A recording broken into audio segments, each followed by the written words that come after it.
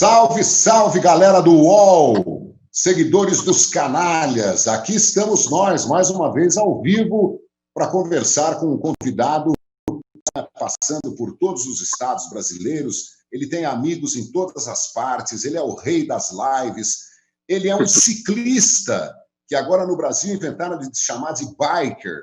Eu não aguento mais esse negócio de delivery, selfie, live, biker. Até parece que a gente está morando no Mississippi, ou sei lá onde, na Carolina, South Carolina. E olha só o que tem atrás dele, a capa de um disco do King Crimson, para provar que ele também é um profundo conhecedor de rock and roll. Luiz Thunderbird, sem contar suas passagens pela TV, né? MTV, Globo, VJ. O cara é um multi-homem. Faltou alguma coisa, Thunder? E vive com o Rickenbacker. Seja bem-vindo, Luiz Thunderbird. Obrigado, João. Obrigado pelas palavras. Você disse que eu sou impagável, mas é porque o meu cachê é muito alto. Tem muito que pagar. E assim, você falou de tudo liver, do youtuber, do podcaster. E eu sou o Thunderbird. Então, assim, para mim está tudo bem essa questão. Está tudo bem. Pode falar inglês, não tem problema nenhum. E Rodrigo, além de tudo, vamos falar de futebol, porque estamos ao lado de um São Paulino que é torcedor de arquibancada, né? Conhece toda a história do São Paulo e a gente vai passear. Queria conhecer mais, João. Queria conhecer mais a história do São Paulo. Ô, Thunder, boa tarde para você, cara. O João sempre me fala muito de você e eu sou um cara que eu acompanho você há muitos anos. O meu cabelo está branquinho, mas eu sou da geração que te assistia. E assiste agora nas novas mídias para a gente, como o João já disse aí para os canalhas, é muito legal ter você aqui, porque quando é um programa de futebol, a gente fala, inclusive tem futebol lá um pouquinho. A gente, né, dentro dessa linha do João, a gente vem tentando entender o futebol como uma coisa maior mesmo, até para discutir outros assuntos, música, política, sexo, drogas e até rock and roll, se bobear. Parabéns, viu, cara? Porque eu acho que o cara que faz tanta coisa assim, eclético, né? E passando por tanta história como você já passou, eu não li teu livro inteiro ainda, confesso, mas vou ler. Mas eu leio essas pequenas biografias que o pessoal põe de você. Você, Thunderbird, como disse o João, esse canalha, você é um ícone. Você tem meio noção disso? Eu sei que a gente não gosta muito de ficar simbolizando, você é um ícone, são coisas meio chatas, né, de ficar falando. Mas, de qualquer maneira, você representa uma geração aí que meio que pensa igual você, faz as coisas igual você. Você aglutina uma turma aí legal, cara. Eu tenho uma tendência à iconoclastia, então... Eu adoro destruir um ícone, mas assim... ou um mito, se é que você me entende. Mas o fato é que... Sim, eu faço parte de uma geração que começou na MTV e fechou a MTV. Então, como eu fiquei lá muito tempo, por vários períodos, vários movimentos da MTV, então, assim, eu acho que eu sou muito associado à emissora, uma emissora que fez a cabeça das pessoas, dos jovens, né, até das crianças.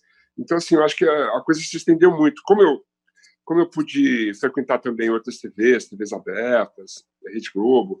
Na Rede Globo tinha um programa infantil, que tinha o Thunderdog. Então, acho que eu conseguia assim, atingir vários públicos. Eu fiz até um programa na Rede Manchete. Eu acho que o João trabalhou na Rede Manchete até. Eu trabalhei na Rede Manchete e lá fiz um programa muito popular. Era um programa para a família brasileira, com luta de mulheres no gel de biquíni.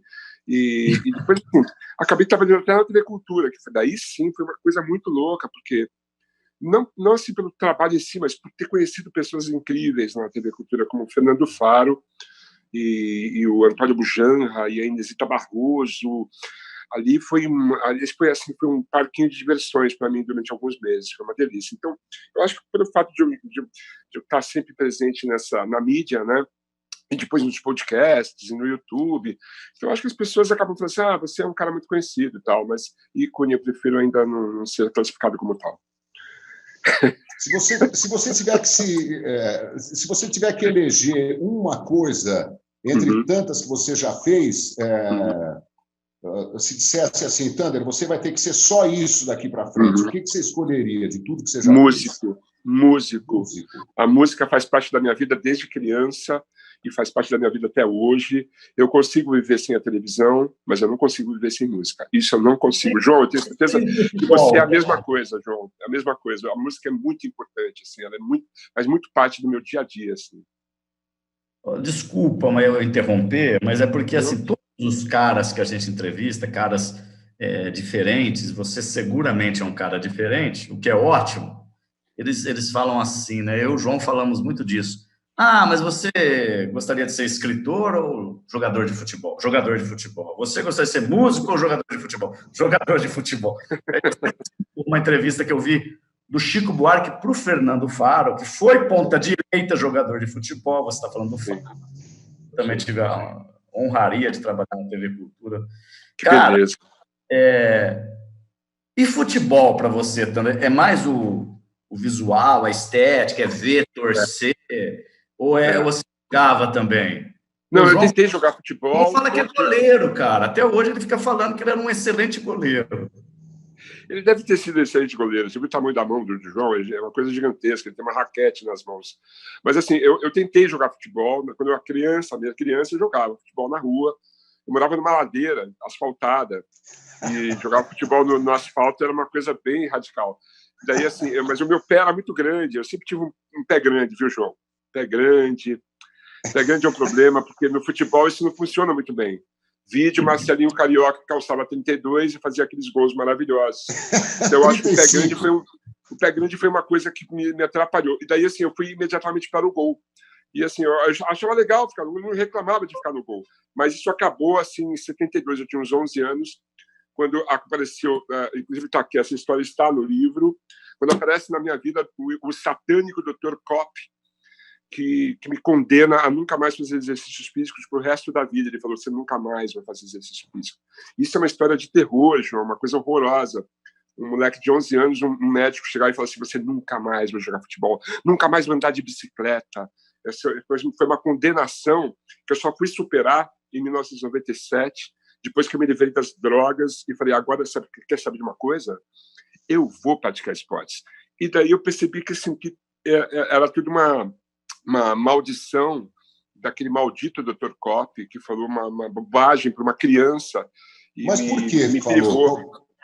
Porque eu tinha um problema vascular na perna, que eu só vim diagnosticar isso, de verdade, em 2002, quando eu fiz uma ressonância magnética e percebi que tinha isso. Eu fiz essa ressonância porque eu tinha conseguido 2 fraturas de estresse na tíbia, porque eu comecei a correr, né?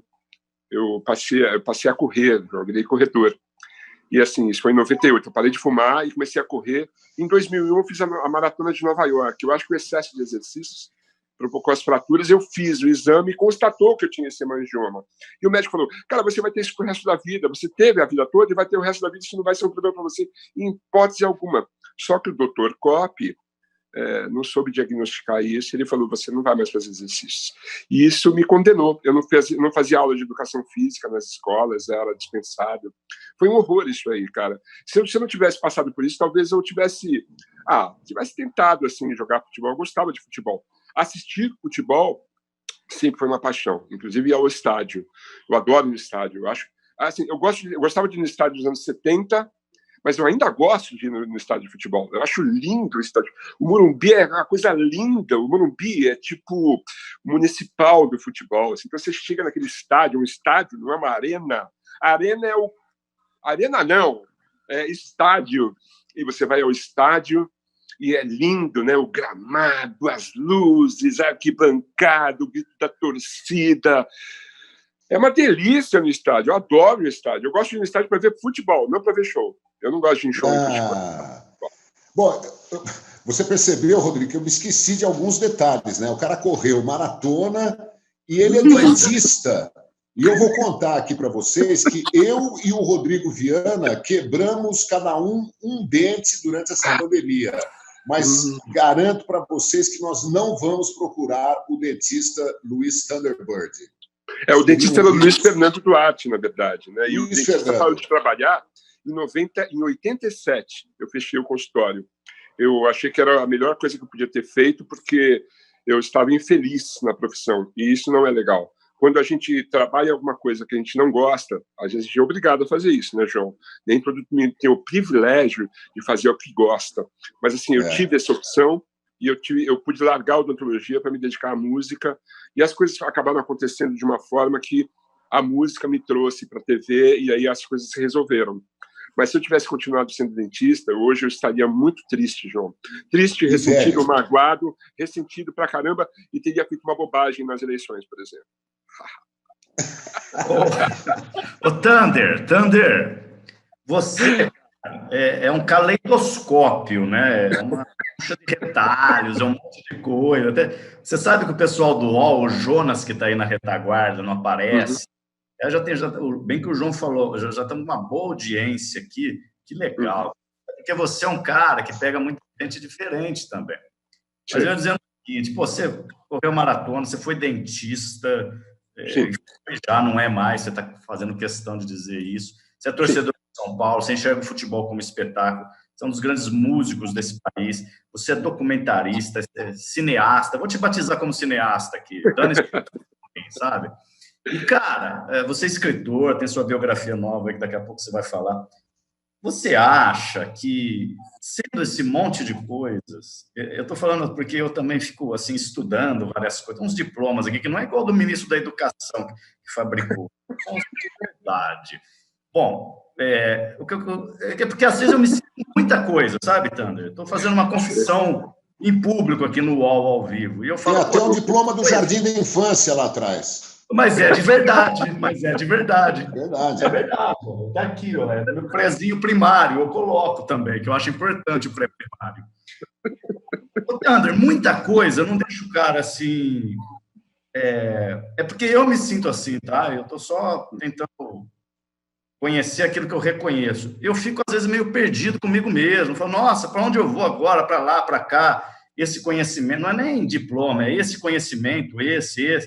Eu fico meio esquizoide, assim, cara. Eu queria saber como é que você enxerga um cara como você, assim, que, entre aspas, dá certo em tudo, dá certo, assim, acontece, as pessoas... Dá certo, para mim, não é sinônimo de ganhar grana, fazer sucesso, é ter alguém que te referencia. E eu acho que você é um cara que muita gente se referencia. Um dos meus maiores...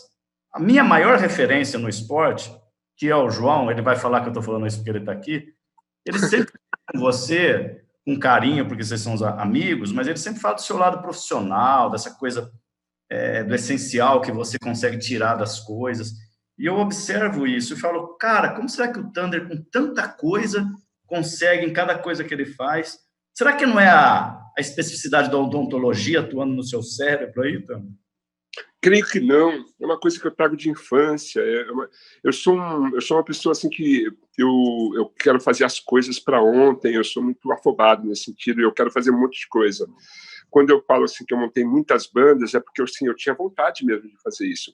E eu lembro da minha infância, eu comecei a estudar violão aos 6 anos. Depois eu fui para o piano. Daí eu estudei piano um tempão. Daí eu voltei para o violão. Daí eu fui para o piano de novo. Eu voltei para o violão. Daí fui cantar no coral. E daí assim eu não parava, entendeu? Quando eu estava na faculdade de odontologia, eu estudava odontologia, mas eu estudava cinema soviético, sabe? Acabando a faculdade de odontologia, eu não saí do campus, eu permaneci frequentando o campus, montei o cineclube da Metodista e a gente passava uns ciclos de cinema nacional. E eu queria que as pessoas assistissem Rogério Sganzella, e elas não queriam. Elas queriam assistir qualquer porcaria enlatada. Eu falava, não, vocês têm que assistir o Sganzella, vocês têm que conhecer a obra do Sérgio Pesson, vocês têm que conhecer o Júlio Beressani. Então, assim, eu queria fazer esse monte de coisa. Ao mesmo tempo, eu comecei a me dedicar à poesia concreta, fui estudar e tal, e escrever, daí comecei a compor. Então, assim, a minha vida, eu acho que foi sempre assim. Então, eu sempre fui assim, meio atabalhoado nesse sentido, porque é difícil de se organizar também, né? Então, assim, no momento, eu estou lançando disco, eu estou lançando livro, eu tenho meu podcast, eu tenho meu programa de YouTube, eu faço as entrevistas para divulgar isso tudo, participo de outros programas, eu faço minhas músicas no violão, eu nunca toquei tanto violão na minha vida. João, é uma coisa muito louca. Eu peguei o violão e não largo mais. A Lucinha Tumble que é o objeto do documentário que eu fiz para o UOL. É um documentário muito bacana, eu dirigi esse documentário junto com o Zé Mazei. Eu acho que ficou especial. Eles me deram 10 minutos para contar a história de uma vida, e eu consegui, usando armas brancas, aumentar isso para 15 minutos. E daí, assim, eu me tornei muito amigo da Lucinha, ela me emprestou os violões, uns violões históricos dela, então eu tenho o Ovation, anos 70 dela aqui, e eu fico tocando violão o dia todo, eu adoro isso, para fazer minhas lives, e eu me divido nas lives, sabe assim, eu não posso parar, se eu paro, eu como, se eu como, eu bebo, se eu bebo, eu faço xixi na cama. Thunder, você é demais, cara. E olha... que legal! Embrulhando tudo isso, um cara assim, humano, inteligente, culto, um cara, um amigo leal, um cara nota 10. Então, eu confesso aqui publicamente que sou muito fã do Thunderbirds, né? A gente se conheceu na Real, ali do lado da MTV, quando a Real era povoada por aqueles tipos exóticos e alguns nem tanto, mas era demais, né? Quando ali no Parque da Sabesp, no Alto do Sumaré, a gente via aquela fauna variada, né? Maravilhoso ali, né, João? João, a gente via ali exemplos do rock and roll, Limar Kuti, a gente contava com o Limar Kuti, contava com esses guitarristas incríveis. Ali é um polo, João, muito louco ali, assim, e a convivência ali foi muito especial. E te conhecer ali, assim, era para ser ali mesmo, cara. Você é um cara da música, você é um cara da cultura, do cinema, então a gente se identificou muito, né, cara? A amizade foi instantânea, assim, foi muito louco. Rapidamente a gente montou nossa dupla, João Canari e Thunder Biltri, e saímos por aí fazendo show. Então, assim... que delícia. Entre outras, fomos 2 vezes lá para o Bar do Zé, lá em Campinas, lá em Barão Geraldo, né? Foi uma delícia, assim, pô, viajar com o Thunderbird para outra cidade, para tocar. Para mim, assim, que nunca fui um músico profissional, né? Já toquei em bares, já tive bandas e tal, meus amigos lá de Brotas, mas nunca levei a coisa muito a sério, sempre trabalhando no rádio, depois na televisão. Esse foi o caminho que me deu dinheiro na minha vida, né? Mas, João, você é louco, João. Você é muito louco, João. Rodrigo, você não sabe nem a metade da história do João. Não sei. Eu fui fazer um show em Ribeirão Preto com os Tarântulas e Tarantinos. Ele já contou no ar isso. Eu tô aqui em Ribeirão Preto, cara. Que legal, né?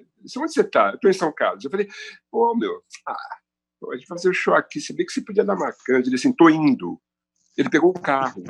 Que legal. Foi para lá, cantou 3 músicas com a gente e voltou para seu casa. Eu falei, velho, esse cara é o mais louco, é o mais legal, é o cara mais legal. E assim, conhece tudo de rock. Ele é muito legal. Foda. João é foda. A gente tinha um repertório rock and roll, né? Com Creedence, Beatles, Rod Stewart. E o São Paulo Futebol Clube, Thunderbird, já que o assunto também é futebol aqui, me conte, a gente fez várias entrevistas aqui já no canal Os Canalhas, que está bem legal, você tem toda a razão, eu me sinto, às vezes eu deito assim, falo, cara, você está fazendo um programa com o João Carlos Albuquerque, eu fico tão feliz.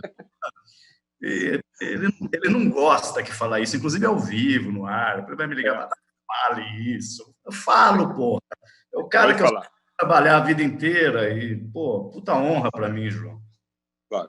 Até fico assim, mas enfim, eu sou um cara meio emotivo, principalmente quando cai um dente, meu. Ô, Thunder, São Paulo, tô falando porque a gente fez entre as várias entrevistas que a gente fez aqui, todas excelentes, todas especiais, não vou dizer a mais especial, que é ruim isso, mas foi com o Fernando Diniz, cara, ele falou coisas aqui muito além futebol, né, repercutiu muito, né, João? Do seu São Paulo. Então, eu queria saber como você está vendo esse momento, essa postura do Raí. Ontem eu vi o Raí chamando os jogadores para explicar a situação financeira do clube. Quando é que se viu isso no futebol? Nunca. Você vê o Diniz indo contra a volta ao futebol, que é uma coisa meio óbvia, mas não é óbvia para alguns. Então, eu queria te ouvir sobre esse São Paulo político, entre aspas. Eu soube com o São Paulo há uma década já, né? O São Paulo tá na fila há um tempão, porque aconteceram algumas coisas que não eram comuns ao São Paulo, né? São Paulo sempre teve aquela história de clube bem administrado, que sabia pagar suas contas, que montava elencos campeões. Nós somos tricampeões mundiais e sempre sucesso. Fomos tricampeões brasileiros com o Muricy Ramalho, né? Que legal e tal. De repente virou a década e a gente ficou na fila. Então estava muito sofrido ser São Paulino nos últimos anos. Quanto a esse São Paulo mais recente, quando entrou o Fernando Diniz, eu fiquei muito feliz de ver o Diniz com a gente, porque eu gosto do futebol que ele propõe, eu acho legal. Eu gosto do futebol jogado, eu não gosto de futebol retranca. Claro que era bom ganhar com bola na área, com o Muricy Ramalho, eu achava o Muricy Ball uma delícia. Por quê? Porque a gente ganhava, era campeão, era demais, eu adoro o Muricy, cara. Eu tenho o Muricy como role model, assim. Quando o Muricy falou assim, olha, eu chego em casa, eu lavo uma louça, me acalma. Esse é um conselho, o melhor conselho de quarentena que eu já ouvi na minha vida, porque eu tenho lavado louça pra cacete, entendeu? Então, obrigado, Muricy Ramalho. E eu, assim, o Diniz, cara, ele é um cara inteligente, eu acho ele inteligente. E, assim, raiz, né, Thunder? Ele tem outra visão do futebol, uma visão interessante de futebol. Eu gosto do futebol que ele propõe. Então, assim, quando eu cheguei, já me perguntar assim, mas você queria que ele continuasse? Quero que ele continue, sim. Porque a gente estava atrás desse futebol. A gente não estava atrás de um retranqueiro ou de um marqueteiro. Eu não vou citar nomes. Mas, assim, o Diniz, eu quero que ele continue. Enquanto ao Cite nomes, Thunder. Eu acho essencial o Raí estar no São Paulo agora. E, assim, as pessoas têm que dar um ouvidinho para o Raí. O Raí tem falado coisas muito corretas. Ele foi reprimido, né? Foi repreendido, aliás, por parte da torcida, porque ele não podia falar de política, né? Até comentarista de futebol foi criticar o cara. Não, cale-se! Deixa o cara falar, bicho, você tá louco? O cara tem que se exprimir, o cara tem que se expressar, tem que se posicionar assim. Não é porque é jogador de futebol que ele não pode ter uma opinião, ele tem que ter uma opinião. É uma minoria, inclusive de jogadores que se pronunciam, que se colocam, e que se colocam assim, do meu lado da cerca, né? São poucos, é uma minoria, e esses caras são bravos, são guerreiros. Quando eu falo do Igor Julião, é porque eu falo, esse moleque é brilhante, entendeu? Quando eu falo brilhante, Tietê, conheço ele, jogou na minha Ferroviária, Igor Julião. Mesmo, né? Passou por aqui, viu, João? O moleque, o Thunder acompanha. Ele tem uma carreira. Aliás, o Igor Julião é um dos próximos entrevistados nossos. Ótimo, excelente. Manda um abraço, diga que sou fã do Igor Julião. Eu já fiz uma entrevista com ele que foi um espetáculo, fiquei assim encantado com um garoto. Eu também acho que todo mundo tem que falar, mas é impressionante como ainda a gente tem medo, né?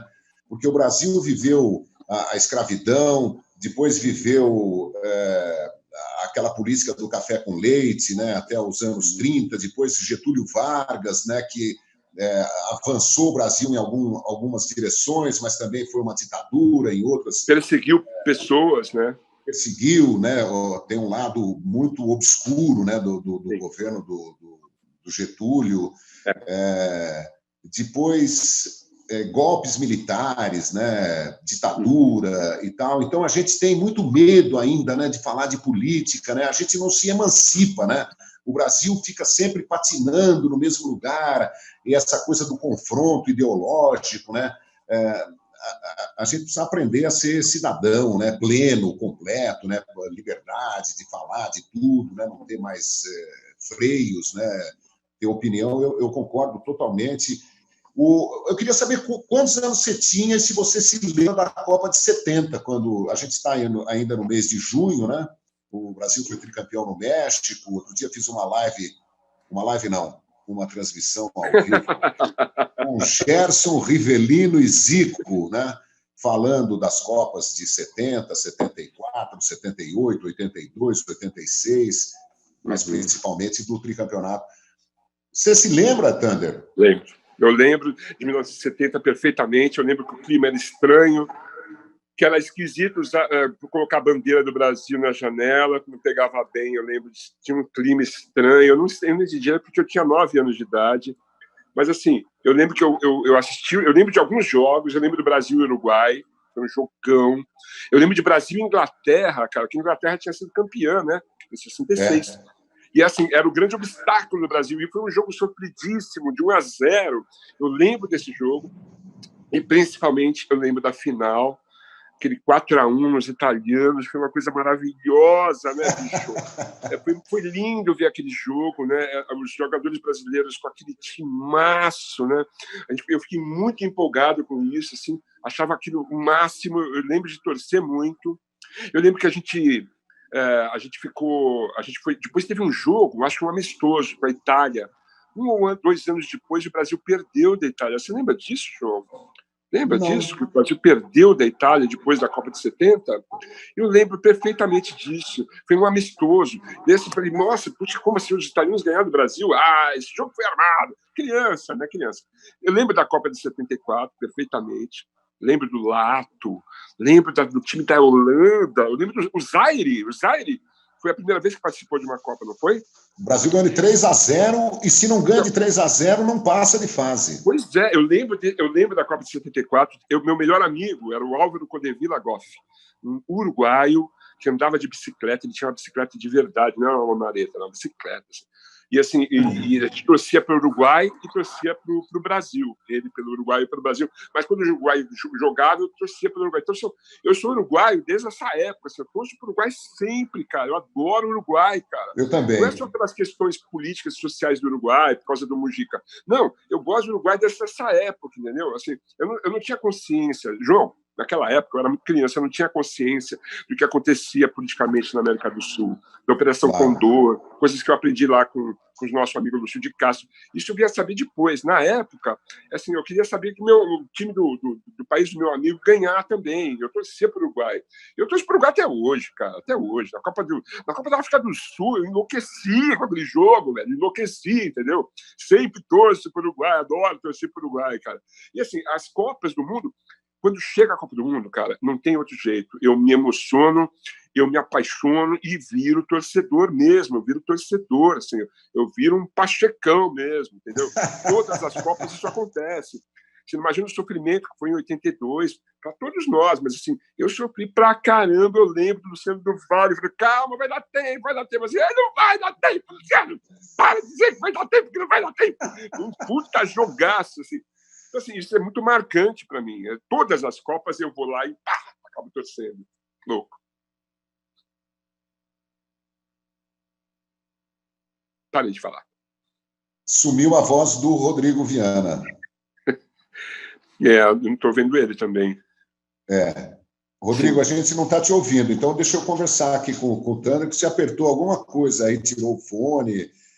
Ele é jovem, apesar dos cabelos brancos, ele tem 17 anos, então ele ainda vai... Ele pinta os cabelos. Ele pinta de branco, ele quer ser velho. Ô, Thunder, eu queria que você falasse de Tele Santana, Muricy, Rogério Ceni e Fernando Diniz. O que eles têm em comum, o que eles têm de diferente, como é que cada um deles mexe com a sua cabeça de torcedor do São Paulo? Tele Santana, assim, eu lembro a gente tem que lembrar da Copa de 82, que foi uma coisa maravilhosa, foi um feito o que ele fez ali. Ele reuniu um timaço e a gente não foi campeão por um detalhe, que chamava Paulo Rossi. Nome de político, né? Paulo Rossi para senador. Não, foi o Paulo Rossi, né, cara? Foi o Paulo Rossi que fez aqueles milagres, foram 3 milagres. E assim, o Brasil, a gente, assim, se tivesse mais, sei lá, 5 minutos de jogo, talvez o Brasil empatasse, seria nós que passaríamos, né? Se o Brasil empatasse, era o Brasil que passava, né? Lembra disso?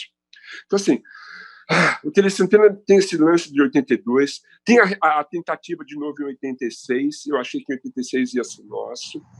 Pô, a gente tinha um timaço também, né, bicho? Tinha Milha, tinha Careca, até o Casagrande foi para essa Copa, né? Eu achei que ia dar também, eu sempre acho que ia dar. Mas, assim, o Tele nos deu 2 campeonatos para o São Paulo, né, bicho? E ele tinha um jeito louco, assim, eu gostava de ver ele falando, assim. eu tenho muito carinho pelo Tele. O Tele vai ser para sempre um ídolo para os São Paulinos, sempre. Tanto que ele é saudado até hoje pela torcida, não é à toa, ele conseguiu muita coisa para a gente, né? Eu lembro que quando foi em 94, eu queria que o Tele fosse de novo para a seleção. Pelé, põe o Tele, cara, põe o Tele. Não dava mais, né? Eu fiz a maior campanha contra como é que chamava o senador de 94? Parreira, né? Parreira? Fiz campanha contra o Parreira e o Zagallo. Eu fiz, em 93, eu tinha um programa que chamava CEP MTV, diário, de segunda a sexta. Todo dia eu meti o pau neles. Eles ficaram com ódio de mim. Quando eu fui fazer o Carnaval de 94, eu estava no camarote, eu e o Guilherme Caran. Guilherme Caran? É. Guilherme Caran. Então, a gente era as pessoas que entrevistavam as pessoas no camarote da Globo. Eu lembro que eu estava no camarote, assim, daí muita gente famosa chegando e entrevistando, foi mais legal. Sete Bruno com Paulo Goulart, foi demais. Marco Nanini, que legal, puxa vida. Fui esnobado pela Regina Casé, um dia você me paga, aquela coisa. Daí passa o presidente, né? Passa o presidente com o seu topete voador para fazer a foto com a menina sem calcinha. Lembra dessa história? O Itamar Franco. Exato. Eu vi a sócia da Fafá de Belém. Isso, ele fez a foto e saiu andando. Enfim, era uma foto protocolar, né? Porque, bom, você sabe por quê. Anyway. Não deixou de ser protocolar, né? Até hoje. Mas teve um momento, João, que chegou o Parreira e o Zagallo, velho. E daí eles entraram no camarim, eles me viram assim, o Zagallo arregalou o olho assim, cara. Eu falei, nossa, esse cara vai vir. E ele veio pra cima de mim, o Parreira pegou ele e levou assim, ó. Que eu achei que ele ia chegar e encher a minha cara de tapa, entendeu? Porque eu fiz realmente uma campanha. Eu tive que engolir o Zagallo, que daí eles acabaram sendo campeões, né? No meio do ano, foram campeões mundiais. Então foi para você que ele falou assim, você vai ter que me engolir. Eu era um desses. Você perguntou também do Rogério Ceni. O Rogério Ceni talvez seja o maior ídolo que o São Paulo já conseguiu, né? Como goleiro, como São Paulino e assim, e como um treinador também, porque eu acho que o trabalho que ele faz no Fortaleza é espetacular. E ele teria feito um trabalho espetacular no São Paulo se tivesse sido permitido isso. Porque eu lembro, João, que o São Paulo estava no começo ali no Campeonato Paulista, e a gente foi jogar lá na Vila Belmiro, e o São Paulo deu um show, foi maravilhoso. Catando migalhas, Thunder, tudo bem. Foi um show, foi um jogaço. E assim, a gente tinha jovens maravilhosos jogando, né? Tinha o David Neres, lembra do David Neres, que agora está na Holanda, né? Eu acho que na Holanda. Moleque brilhante. Tinha aquele outro menino também que fez 2 gols nesse jogo do Santos. E assim, o São Paulo foi vendendo jogadores, vendia um jogador por quinzena, lembra disso? E o Rogério Ceni, tipo assim, cara, como é que eu vou montar um time se cada jogador brilhante vocês estão vendendo um por quinzena? Ele foi muito prejudicado e assim foi queimado pela presidência. Não sei se foi na má intenção, provavelmente não, todo mundo lá torce pelo São Paulo, mas assim, ele não conseguiu fazer o trabalho dele no São Paulo, saiu de São Paulo, foi para Fortaleza. O que ele fez no Fortaleza? Fez o Fortaleza ser campeão. Já tem quantas taças no Fortaleza? Mas ele foi para o Cruzeiro, ia lá e não deu certo. Não deu certo, a gente sabe por quê. E voltou para o Fortaleza e está muito bem lá. Então, assim, o Rogério Ceni, cara, quando ele voltar para o São Paulo, eu acho que ele vai voltar um dia, não é a hora, não é o momento, não quero que ele volte agora. Eu acho que o Fernando Diniz tem que fazer o trabalho que ele está fazendo. Eu adoro o trabalho do Fernando Diniz e eu acho que a gente não teria um treinador melhor para o São Paulo no momento do que o Fernando Diniz. Então, assim, você citou esses caras todos, só fodão para mim, só cara legal, assim. São Paulo tem uma tradição de goleiros foda, né? Você gosta de gol, né? O Carlos jogou no São Paulo. O Zete jogou no São Paulo. O Zete é uma das pessoas mais interessantes, mais incríveis do futebol, né, cara? Então, assim, lógico que assim, a gente teve um momento ali de dificuldade quando o Rogério saiu, né? Eu fico assim, às vezes com pena um pouco do goleiro Denis, né? Que deixou de ser Denis para ser goleiro Denis, né? Porque, assim, ele enfrentou uma barra assim, pesadíssima, né, cara? Pesadíssima. E, assim, os goleiros foram se sucedendo e não conseguiam assim, emplacar.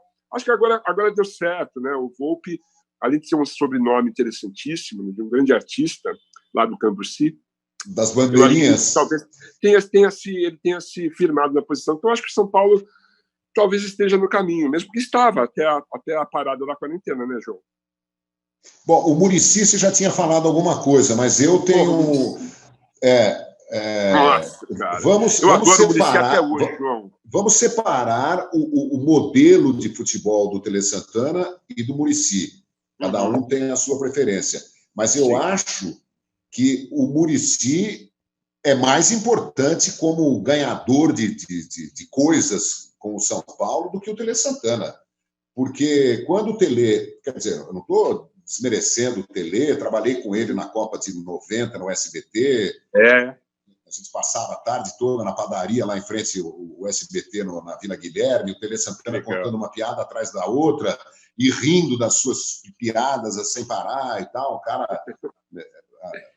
Enfim, e aquela coisa de insistir nos fundamentos, melhorar a capacidade dos jogadores, né, em cada detalhe e tal. O Muricy com o seu estilo mais defensivo, né, ganhar de 1-0. Mas eu acho assim que ganhar 3 campeonatos brasileiros, que eu considero o campeonato ainda considero o campeonato mais difícil de ser conquistado, o Campeonato Brasileiro. Acho que o equilíbrio entre as forças é enorme. Todo ano a gente aposta ou no Inter, ou no Cruzeiro, ou no Flamengo, ou no São Paulo, ou no Santos, e quebra a cara, porque né, é muito difícil. Você não é como na Inglaterra, na Espanha, na Itália, que há 2, 3, 4 favoritos ao título. Aqui há vários favoritos, né? Então, eu acho assim, muito mais difícil você ser tricampeão brasileiro em sequência, né, do que você ganhar um jogo no modelo antigo do Campeonato Mundial Interclubes, que você ia lá, ganhava um jogo e era campeão do mundo. Não, mas, sem desmerecer, João, porque o meu Santos também foi campeão dessa maneira, não é? Não estou desmerecendo, ele ganhou duas essa. Copas. Ele ganhou 2 Copas no continente aqui também, antes de ser campeão mundial, né? Não, mas o Muricy também ganhou uma Libertadores com o Santos. Só. Com o Santos. Não, mas, enfim, ele ganhou 2 mundiais. Não, eu sou muito fã dos caras. Isso é muito foda, João. E o Muricy, assim, o que eu achava demais do Muricy é que, assim, primeiro, ele é São Paulino. Isso é essencial. Ele é São Paulino. Está na cara, está tatuado nele. Ele é São Paulino. E o que ele fez, ele não fazia parte do Expressinho? Ele não era do Expressinho? Do São Paulo? Era Viana. Então, assim, Muricy. Ele tem uma história no São Paulo. O Muricy tem uma história no São Paulo que é maravilhosa, entendeu? E, assim, o tempo que ele esteve lá como jogador, cara, é muito importante. Ele era craque. E, assim, o Pelé também era craque. E, assim, ele conseguiu esse tricampeonato com o São Paulo e ele teve a proeza de sair do São Paulo e ser treinador do Palmeiras, cara. Isso é foda. Tem que ter uma biografia muito sólida para fazer um negócio desse. E ainda foi treinar Flamengo, não foi para o Flamengo também? Flamengo, Santos. Então, cara, ele assim, o Muricy tem essa história, a biografia do Muricy é Fluminense, foi campeão no Fluminense também. Pois é, então muitas palmas para o Muricy Ramalho e para o Tele Santana e para o Rogério Ceni. Talvez e para o Fernando Diniz. O Fernando Diniz ainda vai fazer uma história no São Paulo, eu acho. Eu acho que ele tem condição de fazer isso. Eu acho que a primeira coisa que ele precisa fazer é ganhar uma taça. Não a da Disney. A taça que seja o Campeonato Paulista. Para a gente falar assim, campeão, entendeu? Ele precisa fazer isso. E ele tem condição de fazer isso. Eu gosto do time de São Paulo atual. Acho que é um bom time que tem condição de ganhar um campeonato. O São Paulo já quase ganhou os campeonatos paulistas nos últimos anos. Quase, ficou no quase. Né? Foi um detalhe que tirou o São Paulo da final e de ganhar. Mas, assim, eu acho que agora ele tem condição. Mas o Diniz ainda vai ter que escrever uma história no São Paulo. Verdade. Esses outros 3 já têm... Assim, quando eu lancei meu livro, assim, eu cito os 3 no livro. O Rogério Ceni, eu cito o Muricy Ramalho e eu cito o Tele Santana. Eu não cito o Fernando Diniz ainda, não dá para citar ele. Ele ainda vai fazer uma história com a gente, eu espero. Rodrigo, cadê você? Cadê o Rodrigo? Continua ele foi limado. O que aconteceu? Acho que a internet dele caducou. Acho que não pagou alguma conta, viu, Thunder? Não sei, cara, não sei, não dá para saber, né, bicho? Não dá para saber. Sim. E eu cito você no livro também, né, João? Você sabe disso. Ah, cara, eu ainda não li o seu livro, né? Eu preciso ir lá na Martins. Você sabe que eu já entrei na idade de risco total, né? Então eu preciso tomar muito cuidado. Hoje eu fui a pé até a praça aqui comprar algumas coisas, né? Mascarado. Claro. Mas, enfim, não abuso muito. Mas, assim, como é que você venderia esse seu livro para quem está assistindo a gente? O que você conta aí, além da sua infância, da sua adolescência e da sua idade adulta? É uma biografia bem honesta, assim, na minha opinião. Eu acho que na opinião das pessoas que a leram. É uma entrega total, João.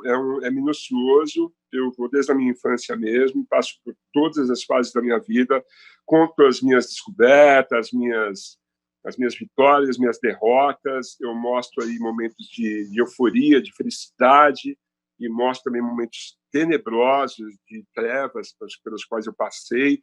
E eu vou até os dias de hoje. Assim, eu terminei o livro em agosto do ano passado, entreguei esse livro para revisão e tal, voltou para mim, eu tive que reler o livro, e assim, ele só ficou pronto mesmo em fevereiro. Eu voltei a escrever esse último período, para falar das coisas que aconteceram nesse último semestre.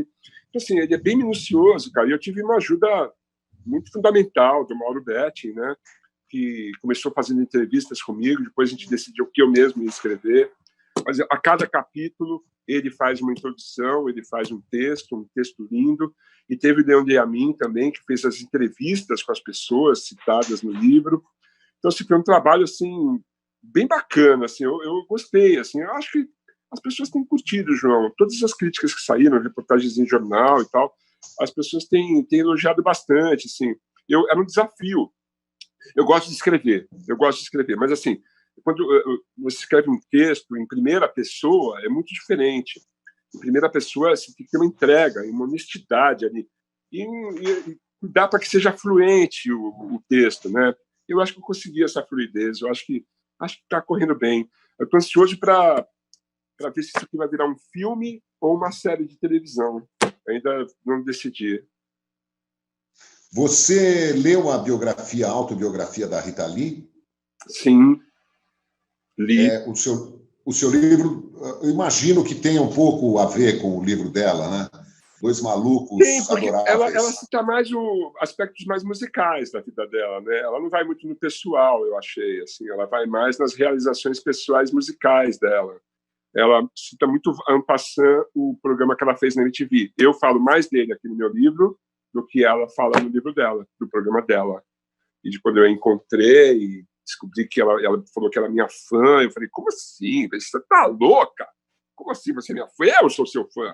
E assim, essa descoberta e assim a convivência com ela na MTV, naquele primeiro ano, ela tinha um programa muito louco, ela e o Antônio Bivar, o Bivar era o redator, a direção era do Adriano Goldman, que hoje é o diretor de fotografia do The Crown, famosa série produzida pela BBC, ganhadora de vários prêmios. Então, assim, era um timaço ali, cara. Paulo von Poser era o cenografista, aliás, o cenografista. Cara, era muito foda. Assim. Então, assim, eu acho que eu fui mais minucioso do que a Rita Lee na biografia. Ela coloca muitas rusgas, né? Ela coloca muitos desafetos na biografia. Eu coloco menos. Ela teve umas tretas. Eu falo de algumas pessoas com quem eu não me entendi. De mim você fala bem. Falo bem de você, claro. Muito mas bem. de algumas poucas pessoas eu cito desavenças, mas o que é mais legal é que de todas essas desavenças, hoje estão todas resolvidas, João. Que legal. Porque a gente vê que você é um cara de bem com a vida, viu? Eu procuro isso, né? Você sabe que eu apresentei um show com a Rita Lee, o Sérgio Dias e a Lucinha Turnbull, ao mesmo tempo no palco do Vale do Anhangabaú, em 1990, 91. Que delícia. Quando, na gestão da Luiza Erundina, a Secretaria Municipal de Cultura fazia aqueles shows para 100 mil pessoas lá no Vale do Anhangabaú. Foi um aniversário de São Paulo e eu tenho visto as suas transmissões ao vivo, né? E, cara, virei um super fã da Lucinha Turnbull. Que criatura adorável, né? Que musicista espetacular, com a voz ainda, uma afinação, uma cabeça ótima, né? E tenho aqui ela e a Rita em LP, comprei lá na Fatiado Discos. Ainda sou do LP, né? Você ouve LP? Eu, assim, no momento não, minha vitrola está quebrada, João. Mas assim, eu tenho a minha coleção, eu nunca vendi meus LPs. Eu tenho meus LPs vamos pedir para alguém doar vamos pedir aqui ao vivo para alguém doar uma vitrola em perfeitas condições para você, Thunder? Vamos. Como é que a gente faz isso? A gente pede? A gente pede. Tá, então como é que a gente faz para pedir? Eu tenho certeza que alguém vai te mandar uma vitrola em ótimo estado, que já não usa mais e tal, para você ouvir. Aí a gente vai lá na Santa Ifigênia comprar agulha. Ainda tem isso, né? Tem. Eu acho demais. O exercício de ouvir um disco em LP é diferente de ouvir um disco em MP3. Porque o disco é tátil. Você tem a capa, vai ficar encarando a capa, você tem o encarte, você tem as letras, você tem a ficha técnica. Isso é importantíssimo, João. A ficha técnica no disco, para você saber quem fez aquele disco. A autoria não é só de quem está cantando, é de quem compôs, é de quem participa das gravações, é do técnico de som, do engenheiro de som, de toda uma equipe que trabalha para aquele produto sair na sua mão. Você tem que saber quem faz parte daquilo. E no LP... Eu sei os nomes até hoje. Sei que Ed Offord foi o engenheiro de som do Yes, porque de tanto ler na capa, cara. E é isso. É tátil. Você ouve um LP, você pode pegar a capa e ficar olhando para ela. Naquelas fotos da Hipnose, do Pink Floyd, aquelas fotos tinham um porquê. Era para você ficar encarando aquelas fotos mesmo. Entendeu? O LP é maravilhoso, João. Tanto que o LP tá dando a volta por cima, João. O CD é uma roubada, mano. O CD é uma puta roubada. Foi um truque da indústria para ganhar dinheiro. A gente caiu nessa, o CD estraga e o LP não. O vinil não estraga. Eu continuo... Não tenha dúvida, né? É uma doideira o que fazem com a gente, né? Eles brincam com as pessoas, né? Como se fossem objetos, né? Olha, toma isso aqui agora, que é a última geração. O cara compra, dali a pouco aquilo não funciona mais, né? A coisa que mais me irrita no CD é a hora que você abre aquela caixinha e caem os dentes, como se aqueles dentinhos de plástico onde o CD deveria ficar encaixado. Cada vez que você abre, cai um dente, né? Até ficar completamente banguela e o CD dançando lá dentro daquela caixinha. Sem contar que para você tirar o plástico do CD... É um saco. Nossa, tem hora que eu taco até fogo no plástico. Pode crer. É muito chato. O CD é muito ruim, é uma mídia ruim. Agora, uma coisa que eu achei legal, por exemplo, é o surgimento das plataformas digitais. Então, o Spotify, por exemplo, eu uso bastante. Eu uso muita coisa no Spotify, eu descubro muita coisa no Spotify, porque assim, eu não tenho também poder aquisitivo para comprar todos os discos que saem pelo planeta. E eu consigo descobrir bandas australianas maravilhosas que estão lá escondidas no Spotify. O Spotify é uma coisa que veio assim, para me ajudar bastante. Eu uso bastante. Inclusive, minha música está no Spotify. Se você for lá e procurar a obra Thunderbird, está no Spotify, e é um jeito de você ouvir com qualidade sonora no seu fone de ouvido.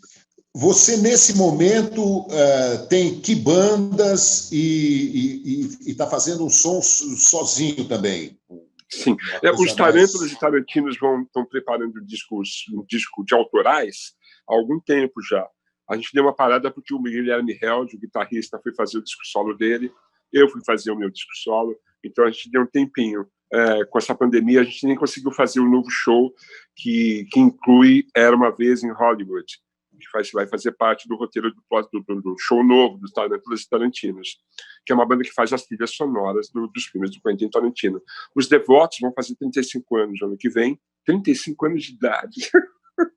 E a gente vai Johnny Thunder, me ouvem agora? O cara voltou! Então, eu estava falando que os Devotos vão completar 35 anos de idade o ano que vem, e a gente vai fazer um disco comemorativo de 35 anos. Por enquanto, estou me dedicando mais ao meu disco solo, que é o Pequena Minoria de Vândalos.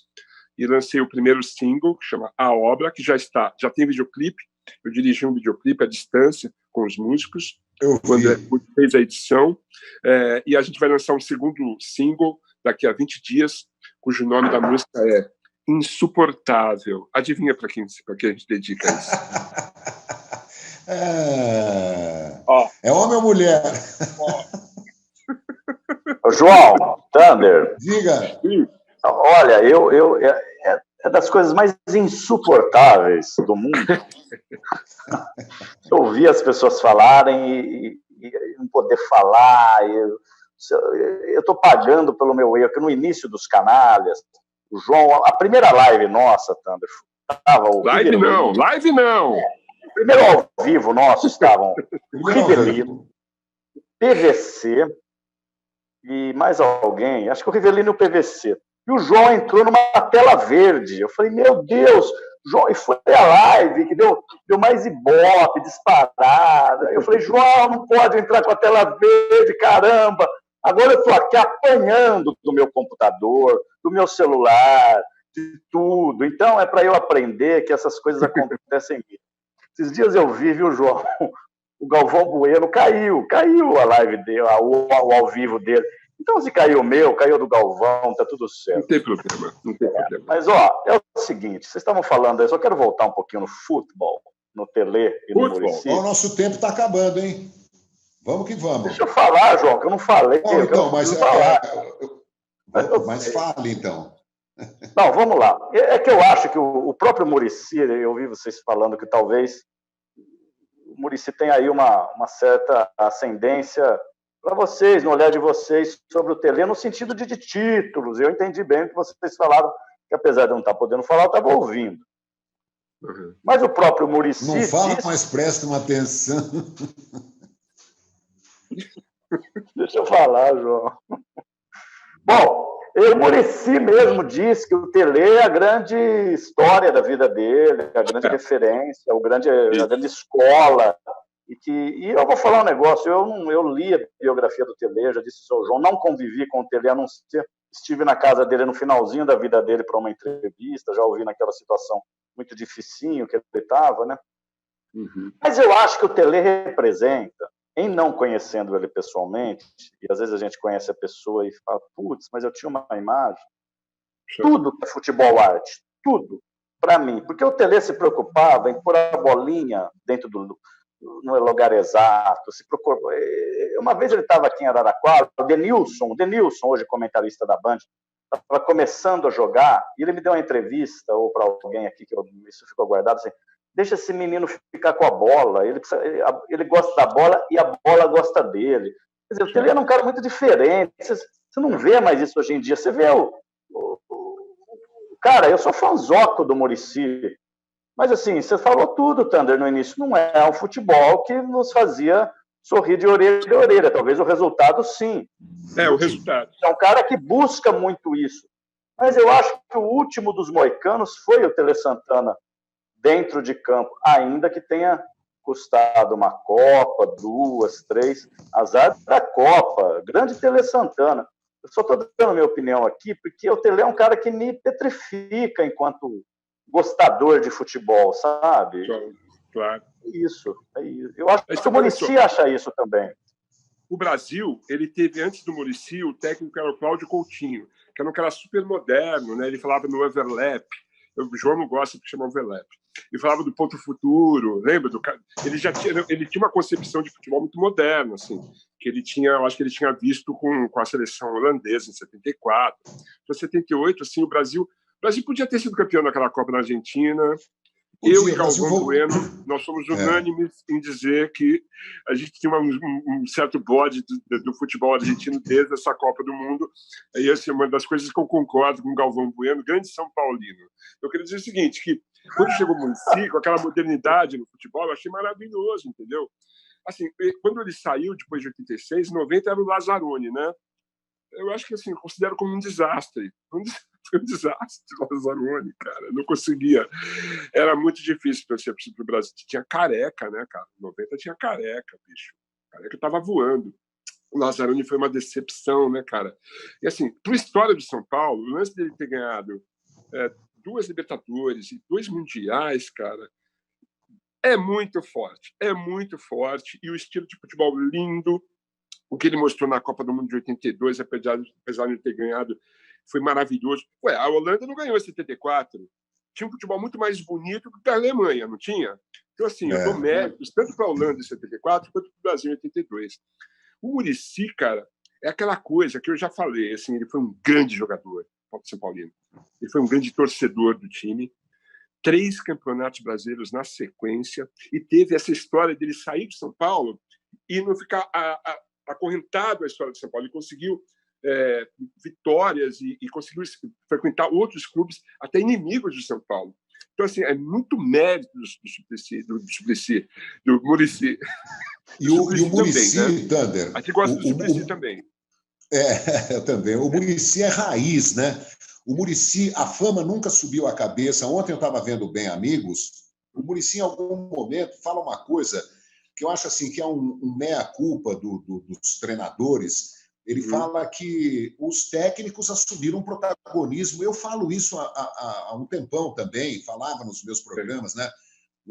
Houve quase que uma ditadura dos treinadores sobre os jogadores. E ele, referindo-se à Copa de 70, até antes, a 58, 62, Didi, Garrincha, Pelé, ele falou, gente, os jogadores tomavam decisão, tinham atitude dentro de campo. Você acha que eu, se fosse técnico naquela época, eu ia falar para o Garrincha, Garrincha, volta para marcar o lateral, eu ia falar para o Pelé, encosta no médio volante deles para ele não sair muito, ou ia falar para o Didi, não bate uma folha seca. Quer dizer, os jogadores tinham uma personalidade, o técnico tinha o mérito de agrupá-los, de sugerir coisas e tal, mas não era o protagonista, né? Hoje o treinador ganhou um protagonismo exagerado, né? Eles querem...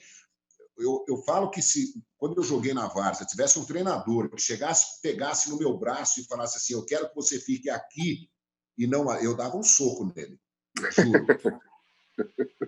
Eu daria um soco, porque o cara que gosta de jogar bola tem que ser... Você tem que corrigir defeitos que são claros, né? Mas não querer que o cara jogue do jeito que você acha que é melhor.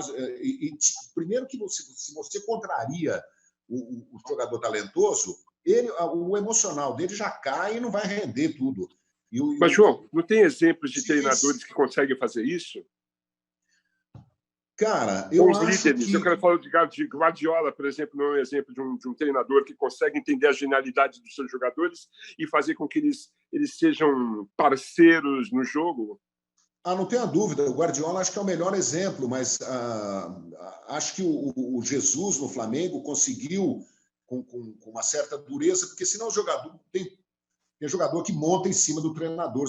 Então o treinador também adotou esse tom duro e tal para se impor, mas eu acho que é uma questão de cultura também, né, do futebol, né? As pessoas precisam entender, os jogadores de hoje precisam assistir.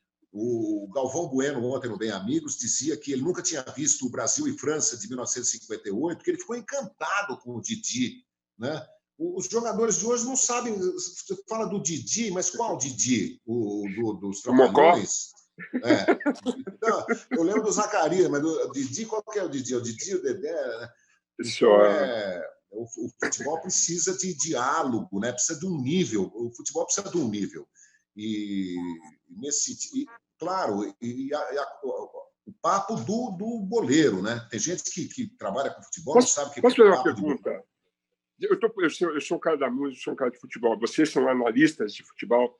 O Renato Gaúcho não é um pouco disso, não? Não é um jogador que tem um diálogo bom com os jogadores? Exatamente. Eu acho que isso é legal, na verdade. Eu acho que é um ponto muito positivo. O treinador mão de ferro, Mourinho, né? Mourinho, não gosto do Mourinho, cara. Não gosto do Mourinho. Eu não queria Mourinho no meu time. Não queria. Você vê, no Grêmio chegam jogadores desacreditados, né? E com o Renato Gaúcho o cara rende de novo, né? Pois é. É um recalchutador de jogador. Exato. Tem os treinadores geniais, assim, eu acho, por exemplo, o Vanderlei Luxemburgo, né, que teve um período difícil e tal, mas eu acho ele um cara genial, assim, ele consegue mudar o estilo do jogo durante o jogo, né? E ele tinha essa interlocução com os jogadores. Eu lembro do Luxemburgo lá nos anos 90, né, bicho, cara mestre, né? E assim, apesar de ultimamente ele não estar conseguindo mostrar um bom trabalho, talvez ele consiga agora, né, bicho? Mas, Otander, mas tem questão do Vanderlei aí, eu acho que tem um outro lado da história, né? Que ele é comunista? Eu adoro isso, o fato de ser comunista. Adoro. Não, eu acho lindo ele se chamar Luxemburgo por causa da Rosa Luxemburgo. Eu já estudei toda a história dele, mas se você pegar o tamanho do ego dele na época do Real Madrid, ele chegou lá em 2 meses querendo peitar o Ronaldo, o Roberto Carlos, e aí ele se deu muito mal. Quer dizer, pelo fato dele também ter sido jogador, de repente ele achou que podia bater uma bola com os caras que jogaram mais que ele, e aí, quer dizer, esse tiro que a gente acha positivo no Renato, e é mesmo, no próprio Muricy, ou seja, nos caras que jogaram, ele pode ser pela culatra em algum momento. Acho que com o Vanderlei, em alguns momentos saiu. E ao longo da história, talvez ele tenha feito talvez, né, não posso falar por ele, uma autoanálise aí, esteja se revendo, porque o Vanderlei, cara, eu entrevistei muito o Vanderlei, o João também, mais que eu até. Vanderlei é difícil, hein? Vanderlei não é fácil, não. Uma vez eu encontrei o Vanderlei no avião. Né? Desculpe. Eu encontrei o Vanderlei, uma vez eu encontrei o Vanderlei no avião, eu estava voltando de Goiânia, do Goiânia Noise Festival, grande festival de rock. Entrei com o meu contrabaixo na mão, assim, passei por ele, e aí, Tandy? Assim, pô, Vanderlei, como é que você vai? Tudo bem? Tandy, tá tudo bem? Assim, e aí, velho? Porra, meu, São Paulo nada, né? Ele assim, ainda sou jovem. Eu acho que o sonho dele é dirigir o São Paulo. O sonho dele é ser treinador de São Paulo um dia. Eu acho que é. Eu acho. Thunder, o nosso tempo deve estar acabando, né? Antes que a gente desapareça, queria que você falasse da bicicleta. Eu acho maravilhoso, é uma invenção incrível que tomou conta do planeta, né? Teve já várias funções de transporte mesmo, né? Eu lembro que, assim, que se a gente começasse a se pegar nos filmes, né, João, os filmes italianos, Ladrão de Bicicleta, tal, a bicicleta ela estava inconsciente do ser humano assim há muitos anos, né? Virou transporte na França na época da guerra. A bicicleta ela passou a ser valorizada, um pouco mais valorizada aí na virada da década de 2009 para 2010 em São Paulo, né? As prefeituras passaram a valorizar o uso, né? Facilitar o uso, tentar facilitar o acesso do paulistano à bicicleta com as ciclofaixas de lazer e as ciclovias e tal.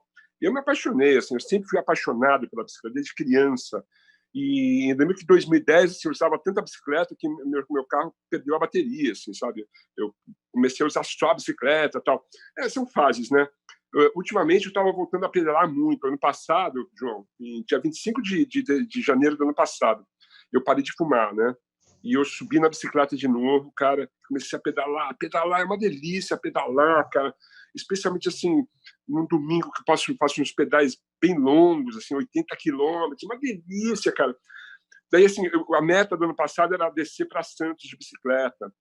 E a última vez que eu tinha feito isso tinha sido em 2010, e desceram 5.000 bicicletas, e é muita gente descendo de bicicleta. E esse ano passado desceram 50.000 bicicletas. Então, assim, é uma aventura, João, uma coisa, é uma massa de bicicleta passando, assim, é político o lance, entendeu? É ocupar espaço. Mas a bicicleta pode andar nas rodovias, Thunder? Nesses eventos especiais, sim.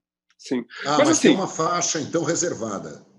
Não, é uma rodovia inteira reservada. No caso de descer para Santos 50.000 bicicletas, a Anchieta era só nossa mesmo.